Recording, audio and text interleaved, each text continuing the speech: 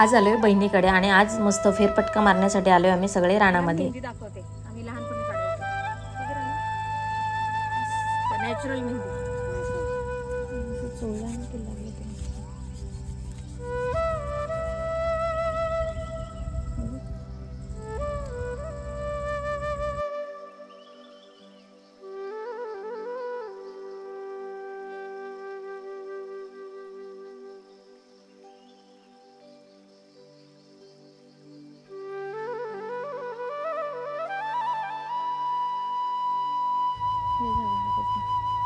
सागाचं झाड आणि मेहंदी काढायला लावल्यात पोरींनी. बघू का? हा शंकूच्या हातावर पण मस्त कलर आलाय.